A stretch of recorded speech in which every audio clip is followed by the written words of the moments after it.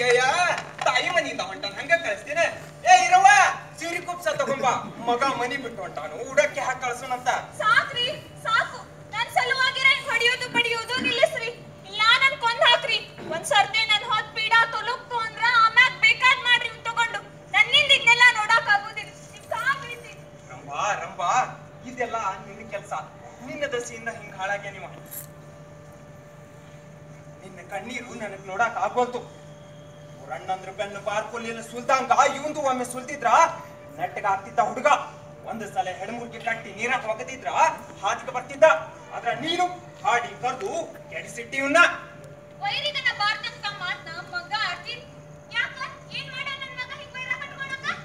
ಏನ್ ಮಾಡ್ಯಾನ ಕೇಳಲಿಲ್ಲ ನಿನ್ನ ಮಗನ್ ಪರಾಕ್ರಮ. ಬಸವಣ್ಣ ಊರಾಗಿಲ್ಲದ ವೇಳ್ಯಾಕ ಅವನ ವಿರುದ್ಧ ವಿಚಾರಣೆ ನಡೆಸಬಾರ್ದಾಗಿತ್ತು, ನಡೆಸಿದ. ಬಸವಣ್ಣ ಬಂದ್ರ ಓಡ್ ಹೊಂಟಾನು ಮನಿಗೆ. 15,000 ಮಂದಿ ಕಣ್ಣಿಗೆ ಬಸವಣ್ಣ ಇವ್ನ ಎಳ್ಕೊಂಡು ಹೋಗಿ ಬಂಡಾರ್ದ ಕುಂದಿರ್ಸ್ಕೊಂಡಿದ್ನಂತ.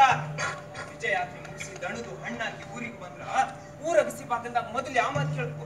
10 ದಿವಸ ಆತು ಯುವರಾಜರನ್ನ ಬಸವಣ್ಣ ಕಾರಾಗಾರದ ಕುಂದಿರ್ಸ್ಕೊಂಡಿದ್ದ. ಇಂದು ಮುಂಜಾನೆ ಲೆಕ್ಕ ಚುಕ್ಕ ಆದ್ಮೇಲೆ ಮನಿಗ್ ಹೋಗಾಕಂತ ಬಿಟ್ಟಾನಂತ. ಇಟ್ಟೆಲ್ಲ ಮಾನ ಕಳ್ಕೊಂಡ್ಮ್ಯಾಲು ಕಡಿಗೆ ಏನ್ ಸಿಕ್ತಂದಿ? ಒಂದು ಒಡಕ್ ಗೌಡಿ, ಒಂದು ದುಗ್ಗಾಣಿ ಏರ್ಪೇರು. ಬಸವಣ್ಣನ ಲೆಕ್ಕ ಅದು ನಮ್ಮ ಲಿಖಿತ. ಒಂದು ಸಲ ಬರ್ದ್ರ ಒಂದ್ ಅಂಕಿನೂ ಅಳ್ಳಾಡುದಿಲ್ಲ. ಅದಕ್ಕ ಭಂಡಾರಿ ಮಾಡಿ ನಾವ್ಗ ಬಾಯ್ ಬಿಡು ಎಬ್ಬೇಸಿ. ಮಾಡಬಾರ್ದ ಮಾಡಾಕ ಹೇಳ್ಬಾರ್ದು ಹೇಳ್ತೈತಿ, ಮಾತಾಡಕ ನಾಲ್ಗೆ ಹೇಳುದಿಲ್ಲ. ಇದು ನಿನ್ನ ತವ್ರ ಮನಿ ಅಲ್ಲ, ನಿನ್ನ ಹೊಯ್ಸಳ ಮನಿತನದ ಸಂಭಾವಿತನ ಬ್ಯಾಡಿಲೆ. ನಾ ಕಳಚೂರಿ ಕಟ್ಟಾಚೂರಿ ನಾ ಕೇಳಾಕತ್ತೀನಿ, ಅವ ಉತ್ತರ ಕೊಡ್ಲಿ. ಈ ನಡಕ್ ಬಾಯ್ ಹಾಕ್ಬೇಡ.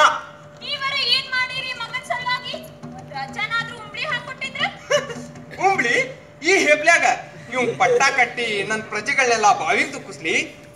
ಬಂಗಾರದಂತ ಹೆಂಡ್ತಿನ್ ತಂದ್ ಕೊಟ್ರ ಇಟ್ಕೊಳದ್ ಹರಿಲಿಲ್ಲ. ಇವ್ರ ಮಾವನ ಮನಸ್ ಮಾಡಿದ್ರ ಅರ್ಧ ರಾಜ್ಯ ಬಿಟ್ಕೊಡ್ತಿದ್ದ.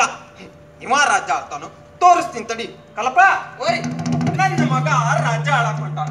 ರಾಜ್ಯ ಆಳವ ಮೊದಲೇನ್ ಕಲಿಬೇಕು? ಒದಗಿ ಕೊಡೋದ್ ಕಲಿಬೇಕು. ಅದಕ್ಕ ಅಂತಿದ್ರು ಈ ಜನ್ಮದಾಗ ರಾಜ್ಯ ಆಳವ, ಹಿಂದಿನ ಜನ್ಮದಾಗ ಕತ್ತಿ ಆಗ್ಬಿಟ್ಬೇಕು ಅಂತ.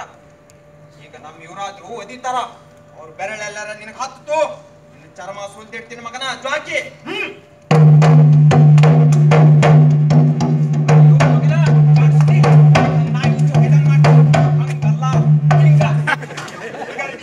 ಕಲ್ಸೋ ಮೊದಲೇ ಪಾಠನ ಇದು ತಿಳಿಯುದಿಲ್ಲ. ಈಗ ನನ್ನ ಸಾಕಿ ನನ್ನ ಕಾಲೆಲ್ಲಾರ ನಿನಗ್ ಹತ್ತು, ನಿನ್ನ ರುಂದು ಉಳಿತು ಅಂತ ತಿಳ್ಕೊ ಮಗನ.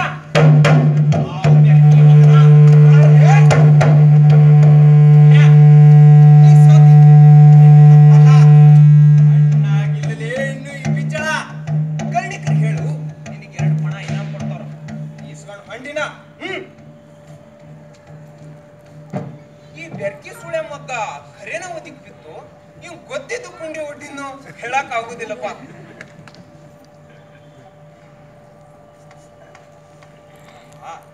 ರಾಣಿ ವಾಸದಾಗ ಇಷ್ಟು ಜನ ಹೆಂಡ್ರು, ನಾವ್ ಒಬ್ಬಾಕಿನೂ ಹಚ್ಕೊಳ್ಳಿ. ನೀನು ಇಂತ ಬಿಗ್ನಾಸಿ ನನ್ ಮಗ ಹೊರಡ್ಬೇಕ. ಭಂಡಾರಿ ಬಸವಣ್ಣನಿಗೆ ಜೈ, ಭಕ್ತಿ ಭಂಡಾರಿ ಬಸವಣ್ಣನಿಗೆ ಜೈ. ಕಲ್ಲಪ್ಪ ಏನಲ್ಲಿ ಅದು ಗದ್ಲ? ಬಸವಣ್ಣರು ಬಂದಾರಂದ್ರೆ ಬನ್ನ ಗೊತ್ತಿತ್ತು ಅವ ಬರ್ತಾನಂತ. ಅವ್ ನಾವು ಬಳಸಾಲ್ಯಾಕ ಕುಂದ್ರಸು, ಓಲ್ಗದಾಗ ಬೇಡ. ಎಲ್ಲೇನಂದಾನ ನೆಚ್ಚಿಗೆ ಇಲ್ಲ ಮಾರ. ಬಸವಣ್ಣಂದಿಟ್ಟು ಮೋಹ ತಿಳಿಯುವುದಿಲ್ಲ. ಎಲ್ಲರೆದ್ರಿಗೆ ನಿಮ್ ಮಗನ ಚೀತು ಮಾಡಿಸ್ಬಂದಾನ. ಅವಂಗ ಹುಸಿ ಕಟ್ಟಿ ಮೇಲೆ ಕುಂಡ್ರಿಸಿ ಮಂಗಳಾರತಿ ಮಾಡೋದ್ ಬಿಟ್ಟು ಹಿಂಗ ಬಳಸಾಲ್ಯಾಕ ಅಂತೀರಿ? ನೀನು ನಿನ್ನ ಮಗ 15 ವರ್ಷ ಆತು, ನಿಮಗಿನ್ನ ಬಸವಣ್ಣನ ಬೆಳಿ ತಿಳಿವಲ್ದು. ನಾ ಯಾರು? ಬಿಜ್ಜಳ ಕಲ್ಯಾಣದ ಸಾಮ್ರಾಟ, ಕಳಚೂರ್ಯ ಭುಜಬಲ ಚಕ್ರವರ್ತಿ. ಆದ್ರ ನನ್ನ ಜಾತಿಯವು ಅದೆಲ್ಲ ಯಾಕೀಗ ಕೇಳಾಕತ್ತೀನಿ, ನೀವು ಉತ್ತರ ಕೊಡು. ನಾವು ಕ್ಷತ್ರಿಯರು, ನೀವು ಹೊಯ್ಸಳು ಕ್ಷತ್ರಿಯರಿದ್ದೀರಿ. ಆದ್ರ ನಾನು ಕಳಚೂರಿ ಕಟ್ಟಾಚೂರಿ. ಅಂದ್ರ ನನ್ನ ಜಾತಿ ಕ್ಷೌರಿಕನದು. 10 ತಲಿ ಬಾಳೆಗಾರರಾಗಿ ಆಳಿದ್ವಿ, 5 ತಲಿ ಮಂಗಳವಾಡದ ಮಹಾಮಂಡಲೇಶ್ವರರಾಗಿ ಆಳಿದ್ವಿ. ಚಾಲುಕ್ಯರಿಂದ ಹೆಣ್ತಂದ್ವಿ, ಹೊಯ್ಸಳರಿಂದ ಹೆಣ್ತಂದ್ವಿ. ಬ್ರಾಹ್ಮಣರಿಗೆ ಲಕ್ಷಾಂತರ ಗೋದಾನ ಮಾಡಿ ಕ್ಷತ್ರಿಯರನ್ನು ಹಣೆಪಟ್ಟ ಕಟ್ಟಿಸ್ಕೊಂಡ್ವಿ. ಆದ್ರ ನನ್ನ ರಾಜ್ಯದ ಸಣ್ಣಾತಿ ಸಣ್ಣ ಕೂಜಿಗೂ ಕೇಳಿದ್ರು ಹೇಳುತ್ತಾ, ಪೆರ್ಮಾಡಿಯ ಮಗ ಬಿಜ್ಜಳನ ಜಾತಿಯವರು. ನಾವಲಿಗೆ ಅವ ಹೆಗಲ ಮ್ಯಾಲ ಪೃಥ್ವಿ ಭಾರನ ಹೊತ್ತಿಲ್ಲ. ಮಂದಿ ಕಣ್ಣಿ ಕಾಣೋದೇನು ಹಡಪ. ನಿಮ್ಮಪ್ಪ ಮಗಳು ಕೊಟ್ಟ ಖರೆ, ಆದ್ರ ಅವನ್ ತಲೆಯಾಗಿರುವುದು ಅದ. ನಮ್ಮಪ್ಪ ಏನ್ ಮಾಡ್ಯಾನ ಪಾಪ? ಅವನ ಹೆಸರು ಯಾಕೆ ತಗೋತೀರಿ? ಮಾತಾಡಕತ್ತೀನಿ, ಅದಕ್ ಬಾಯ್ ಹಾಕ್ಬೇಡ. ಜಾತಿ ಅನ್ನೋದು ಮೈ ತೊಗಲಿದ್ದಂಗ, ಅದನ್ನ ಸುಲಿದು ಕಿತ್ತು ಒಗದ್ರು ಹೊಸ ತೊಗಲ್ ಬಂದ್ ಗಳಿಗೆ ಮಂದಿ ಕಣ್ಣಿ ಕಾಣೋದು ಅದ ಅದ ಹಳೆ ಜಾತಿ. ಇವ ಹೊಲಿಯ, ಇವ ಬ್ರಾಹ್ಮಣ, ಇವ ಕುರುಬ, ಇವ ಕ್ಷತ್ರಿಯ. ಇದು ಈ ನಾಡಿನ ಗುಣ, ಈ ನೀರಿನ ಗುಣ. 62 ವರ್ಷ ಆಯಸ್ಸಿನ್ಯಾಗ ಜಾತಿ ಹಂಗಿಲ್ದ ನನ್ನ ಕಣ್ಣಿಟ್ಟು ಮಾತಾಡ್ದವ ಅಂದ್ರ ಬಸವಣ್ಣ ಅವ್ನು ಶರಣರು. ನನ್ನ ತಾಯಣಿ ಹೇಳ್ತೀನಿ, ಅವ ಮಾತಾಡಿದ್ರ ನಾನು ಒಬ್ಬ ಮನುಷ್ಯ ಅನಿಸ್ತೈತಿ. ಜಾತಿ ಪದ್ಧತಿನ ಈ ನಾಡಿನಿಂದ ಸೌರ್ ಬಿಡ್ತೀನಿ ಅಂತಾನ, ವರ್ಣಾಶ್ರಮ ವ್ಯವಸ್ಥೆನ ಬೇರ್ ಸಹಿತ ಕಿತ್ ಹಾಕ್ತೀನಿ ಅಂತಾನ. ಎಂತ ಕನಸು, ಎಂತ ಎದಿಗಾಕಿ ಇಟ ಅಲ್ಲ. ಅವನ್ ಸುತ್ತಮುತ್ತ ಎಂತೆಂತ ಮಂದಿನ ಕೂಡಿ ಹಾಕ್ಯಾನಂದಿ. ಅಲ್ಲಮ್ಮ, ಅವ ಮಾತಾಡೋದ್ ಕೇಳಿಲ್ಲ ನೀ? ಕನ್ನಡ ಅಲ್ಲ, ಅಮೃತದ ಸೆಲಿ ಇದ್ದಂಗ. ಜೇಡ್ರ ದಾಸಿಮಯ್ಯ, ಅಕ್ಕಮಾದೇವಿ, ಚನ್ನ ಬಸವಣ್ಣ, ಒಬ್ರ ಇಬ್ರ ಅವ್ರೆಲ್ಲ ಒದ್ದಟ್ಟಿಗೆ ಕೂಡಿ ಹಾಕಾಡ್ತಾರ, ಹಾಡು ಹೇಳ್ತಾರ. ಮತ್ತಿದೆಲ್ಲ ಯಾರ ಕೈಲಿ ಸಾಧ್ಯ ತಂದಿ? ಇದನ್ನೆಲ್ಲ ಎಲ್ಲಿ ಮಾಡ್ಯಾನಂದಿ? ಬಿಚ್ಚಳನ ಕಲ್ಯಾಣದಾಗ. ಕಾಶ್ಮೀರದ ಅರಸ ಇಲ್ಲಿಗೆ ಬಂದ್ರ ನೆಟ್ಟಿಗೆ ನನ್ನ ಒಲ್ಗಕ್ ಬರಂಗಿಲ್ಲ. ಬಸವಣ್ಣನ ಮಹಾಮನಿ ಬುಕ್ಕಾನು ಸಣ್ಣ ಮಾತಾತ. ಹಂಗಾರ ನೀವು ಶರಣರಾಗ್ ಬಿಡ್ಬೇಕಿತ್ತು. ಆಗ್ತಿದ್ನಿ. ಆಟ ಸರಳ ಇಲ್ಲದು. ಕೊಲಬೇಡ, ಕೊಲಬೇಡ, ಹುಸಿ ನುಡಿಬೇಡ, ಮುನಿಬೇಡ, ಇಷ್ಟೆಲ್ಲಾ ಬ್ಯಾಡ್ ಗುಣ ಸುತ್ಕೊಂಡು ನಾ ರಾಜ್ಯ ಆಳಾಕತ್ತೆ. ಶರಣರ ನೀತಿ ರಾದಿದ್ದು ಅವರ ಭಕ್ತಿ, ಭಜನಿ, ಗೋಷ್ಠಿ. ನನ್ನ ಪ್ರಜೆಗಳನ್ನ ಸುಮ್ಮನೆ ಸಾಕ, ಇನ್ನು ಬೇಕಾದಷ್ಟು ಗುಡಿ ಕಟ್ಟಿಸ್ಬಲ್ಲೆ. ಆದ್ರ ಇದರಿಂದ ನನ್ನ ಬಾಳ್ನ್ಯಾಗ ನಾ ಅದೀನಿ, ದೇವ್ರಿಲ್ಲ.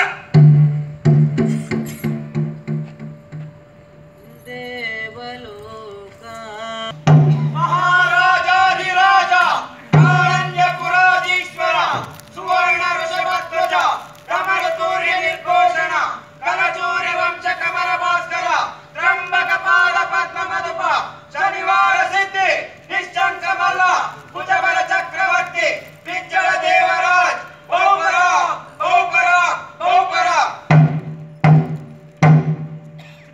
ಹ್ಯಾಂಗದ ನನ್ನ ಹೊಸ ಬಿರುದಾವಳಿ? ಕಿವಿ ತುಂಬಿ ತುಳುಕೋ ಹಾಂಗದ ದಡಿ. ಕೊರೆದಿಟ್ಟ ಅಕ್ಷರಗಳನ್ನ ಓದಲಿಕ್ಕ ಕಣ್ಣು ಬೇಕು, ಹಾಡಲಿಕ್ಕ ನಾಲಿಗೆ ಬೇಕು. ಈ ಸ್ಥಾವರ ಶಿಲೆಗಳಿಂದ ಏನಾಗಬೇಕು ದಡಿ? ಬಸವಣ್ಣ, ನೀ ಬಂದೆ ಅಂದ್ರ ಒಲ್ಗಕ್ಕ ಒಗ್ಗರಣೆ ಹಾಕ್ದಂಗ ಆಗ್ತದ ನೋಡು.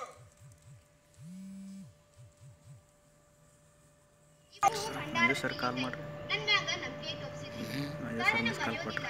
ಆದ್ರೆ ಇವು ವರ್ಜಿನ್ ಸಿಗುತ್ತವು. ಸುಗುಳದಿಲ್ಲ ಅಂದ್ರ ಅರಮನೆ ಒಳಗ ಶಿವಾಲಯ ಅದ, ಶಿವಲಿಂಗಕ್ಕ ಅರ್ಪಿಸಿ ಕೊಡ್ತೀವಿ. ಬಸವಣ್ಣ, 4-5 ವರ್ಷ ಆತು. ಹಬ್ಬ ಹರಿದಿನ ಬಿಟ್ರ ನೀ ಅರಮನಿ ಹಂತ್ಯಾಕ್ ಹಾದಿಲ್ಲ. ಹಿಂಗಿತ್ತು ನಾ ಯಾಕಂತ ಕೇಳಿಲ್ಲ. ಜನ ಬಿಜ್ಜಳ ಮಹಾರಾಜರಿಗೂ ಭಂಡಾರಿ ಬಸವಣ್ಣಂಗೂ ಮುರುಗಡೆ ಆಗೈತಿ ಅಂತ ಆಡ್ಕೊಂಡಕತ್ತೈತಿ. ಹಿಂಗಿತ್ತು ನಾ ಭಂಡಾರದ ಕೈ ಕೇಳಿಲ್ಲ. ನೀನು ನನ್ನ ಅರಸೊತ್ತಿಗೆ ಹಂಗಿಸಿ ವಚನ ಬರ್ದಿ.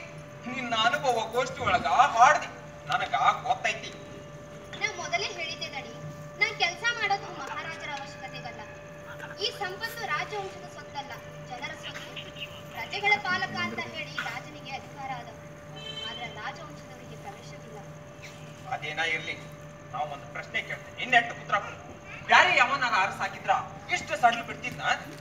ಇಲ್ಲ ದಣಿ, ಬಿಡ್ತಿದ್ದಿಲ್ಲ, ಒಪ್ಕೊಳ್ತೀನಿ. ಹಂಗಾರ ಒಂದು ಮಾತು, ಹುಡುಗಾಟದಾಗ ಆಗಿದ್ದು ಆಗಿತ್ತು. ನನ್ನ ಮಗ ಯಮುಡ ಅರುಗೇಡಿ, ನಿನಗ ಅನ್ಸಿಕ್ ಹೇಳು, ಈಗಿಂದೀಗ ಅವ್ನು ಕಟ್ಟಿ ತಂದು ನಿನ್ನ ಕಾಲ್ ಕೆಳಗೆ ಚಲ್ತೀನಿ. ನಾ ರಾಜ್ಕುಮಾರನ್ನ ಮಾತ್ರ ಯಾಕೆ ತುರ್ಲಿ? ಅನುಭವ ಗೋಷ್ಠಿನೂ ಕರೀಲಿಕ್ಕತ್ತದ. ನಾ ಅದನ್ನ ಸಮರ್ಥಿಸ್ಕೊಳ್ಬೇಕಾಗಿದ್ದೀನಿ. ನನಗಾಗುತ್ತಿಲ್ಲ ಅಂದ್ರ ಇದು ರಾಜಕುಮಾರ.